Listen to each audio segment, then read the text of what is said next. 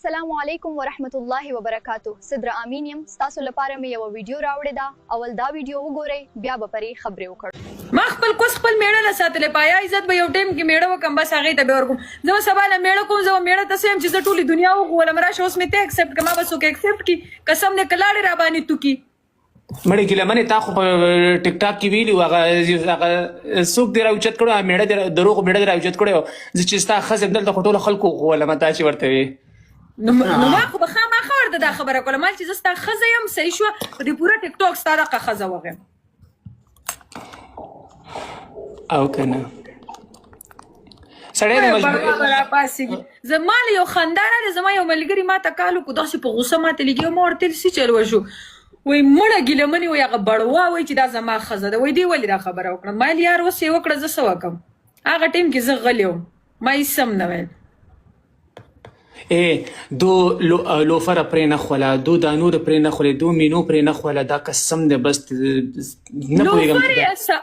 لوفر اند بروډ پولیس ټول یې وکنځل هغې ته خو چا څه ونه ویل او دغه ویډیو ما کتلی وه د لوفر پولیسو ګورې هغې وکنځل ما خو الحمدلله الله دې دومره همت نه راکوي چې زه داسې کار وکړم صحیح شوه ما د هغې ته خو چا هم څه ونه ویل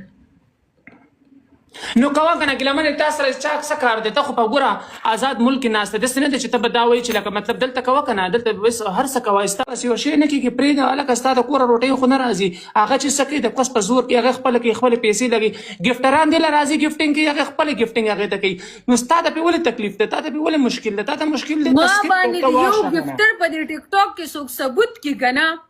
سوای د اسکینه چې ماله یې ګفټونه راوړي او هغه هم زما د کوک په لاس یې ورکړي سوای د هغې نه او هغه هم زما ورسره پرسنلي تعلق نشته چې زه ویم چې ما پې ځان غولی یا ورسره زه کمرې ته تللی یم نه ثبوت دی کې را باندې که ما چېرته یو ګفټر سره زه پرسنل تللی یم زما سره میلاو شوی څه جرمانه وی زه منم څه سزا راکوي زه منم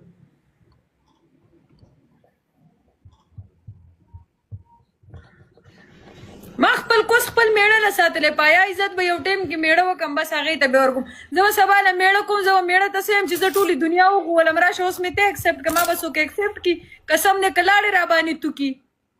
مړې ګیله منې تا خو په ټیک ټاک کې ویلي وو هغه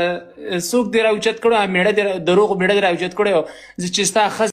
تاسو د داسې خلکو او داسې ویډیوګانو په اړه څه نظر لرئ خپل نظر حتما په کمنټ کې شریک کړئ هیله لرم چې دا ویډیو به تاسو ته خوښه شوې وي که ویډیو مو خوښه شوې وي نو زموږ چینل ضرور سبسکرایب کړئ موږ ستاسو د ملاتړ ډیر قدر کوو